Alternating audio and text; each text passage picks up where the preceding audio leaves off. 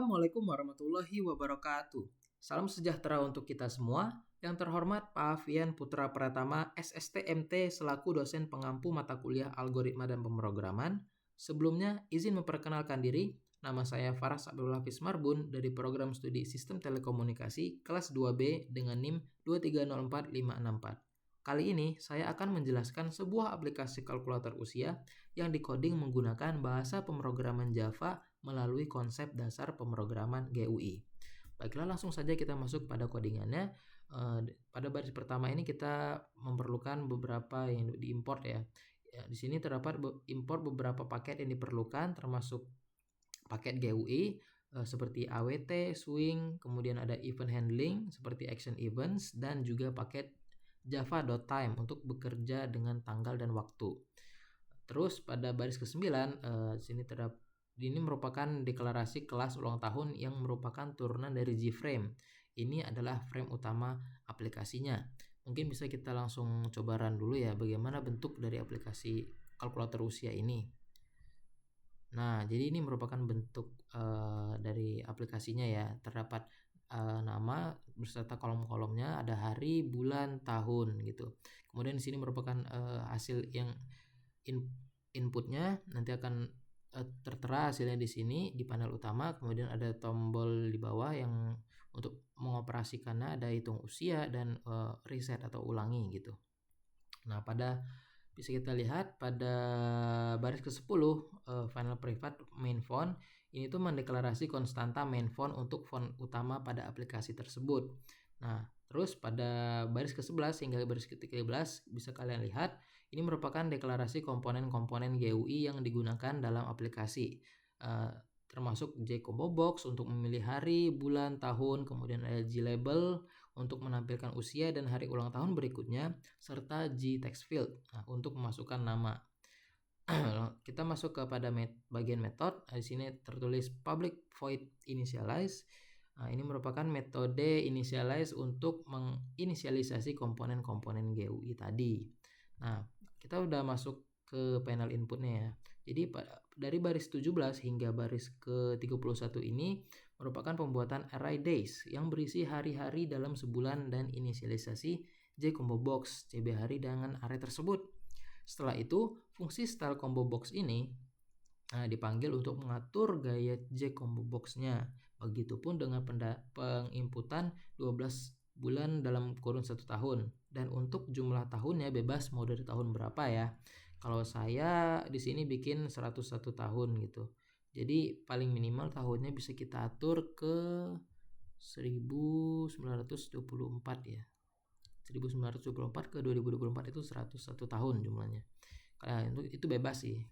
Kemudian pada baris ke-33 ini ada TF nama gitu. Ini merupakan konfigurasi JTextField untuk memasukkan nama dengan mengatur font, alignment, dan warna latar belakang serta teksnya juga gitu. Nah, pada baris 39 ini kita menuliskan Gpanel atau panel inputnya. Nah, ini merupakan pembuatan Gpanel untuk menampung komponen-komponen input seperti JTextField dan JCombo Box.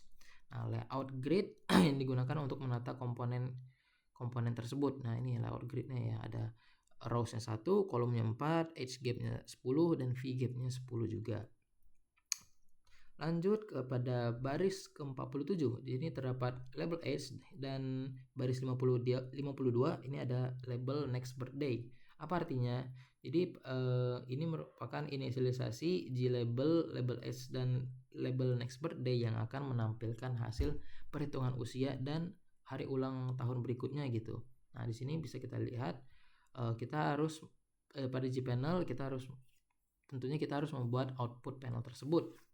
Pada baris ke-57 ini dibuatlah Gpanel untuk menampung kedua JLabel tersebut dengan layout grid 2 baris dan 1 kolom gitu. Nah, setelah itu kita masuk pada panel tombolnya. Bisa kalian lihat pada baris ke-64 hingga baris ke-71 ini merupakan pembuatan tombol button calculate atau tulisannya BTN calculate ya, untuk menghitung usia dengan menetapkan gaya tombol menggunakan fungsi style button.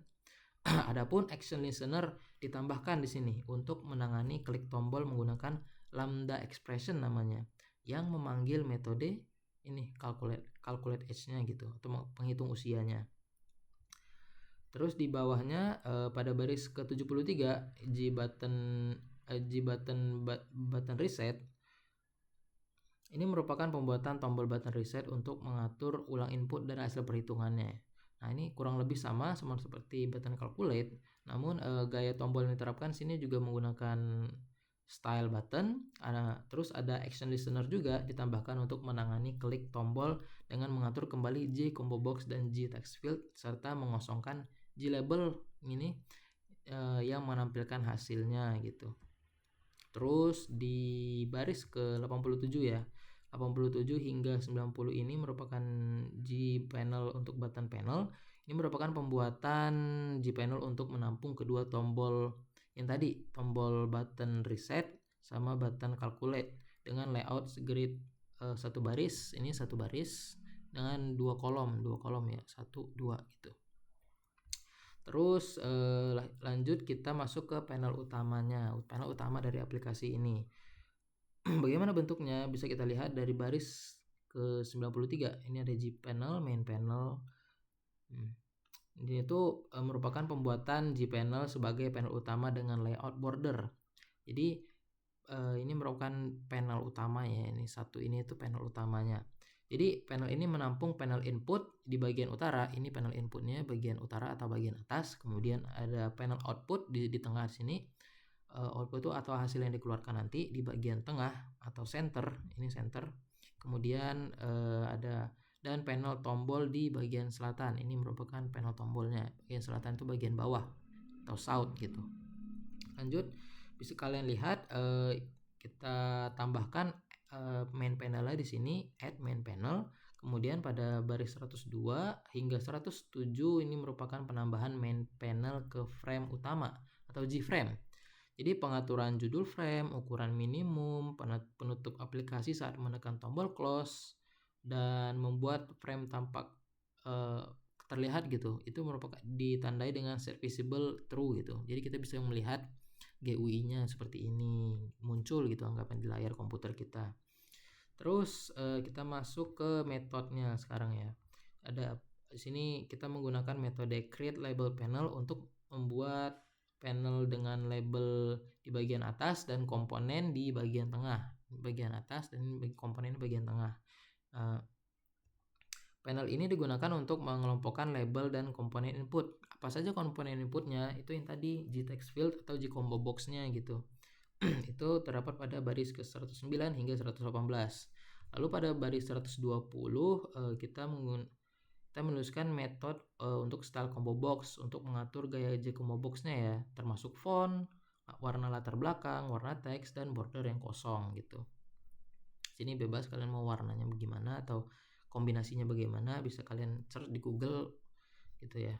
Kemudian pada baris ke 127 sini terdapat metode style button untuk mengatur gaya tombol atau G button termasuk font, warna latar belakang, warna teks, penghapusan fokus paint, dan border kosong gitu.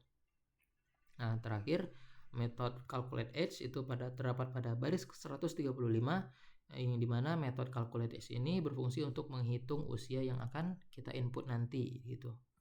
Nah, di sini bisa dilihat ya pada baris 136 hingga 138 itu ada integer day, integer month, integer year gitu. Nah, ini tuh mengambil nilai hari, bulan, dan tahun dari G combo box CB hari, CB bulan, dan CB tahun tadi.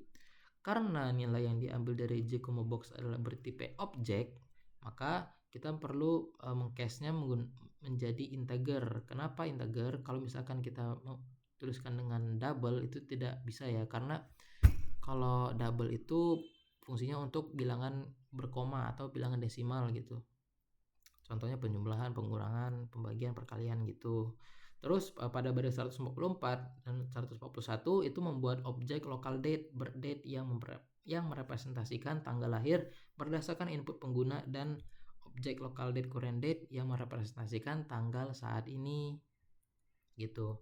Dan di sini terdapat sebuah percabangan if pada baris 153 Ini mana percabangan ini akan memeriksa apakah tanggal lahir birth date berada di masa depan dibandingkan dengan tanggal saat ini atau yang current date itu. Ini current date. Nah, jika iya, tampilan pesan kesalahan menggunakan J option pen dan akan menghentikan proses perhitungan usia dengan ini ya, return gitu. Pesannya yang ini, kalau misalkan itu memang iya, maka akan keluar pesan tanggal lahir tidak bisa di masa depan gitu. Contohnya saja ini. Sekarang kan bulan 6 ya. Nah, kita coba di bulan 10. Kalau kita hitung, anggap aja bebas. Maka akan keluar pesan seperti ini. Tanggal lahir tidak bisa di masa depan gitu. Oke, lanjut ke baris 148 dan 149 yang period age. Itu berfungsi untuk menghitung usia dengan menggunakan objek period dari java.time. Nah, period between ini yang between yang birthday dan current date itu menghasilkan periode antara dua tanggal dan kemudian menetapkan teks pada G label age dengan informasi usia yang diambil dari G text field dan ditambahkan informasi tahun, bulan, dan harinya gitu. Lalu pada baris 151 yang local date ini berfungsi untuk menghitung tanggal ulang tahun berikutnya yang next birthday ini ya. Nah, pertama menetapkan tahun dari birthdate ke tahun saat ini menggunakan birthdate with year. Birthdate with year yang ini jika tanggal ulang tahun tersebut sudah lewat atau sama dengan tanggal saat ini, tambahkan 1 tahun ke tanggal ulang tahun menggunakan next birthday plus year. Nah, di sini kita menambahkannya years to add 1 gitu, tambah 1 aja.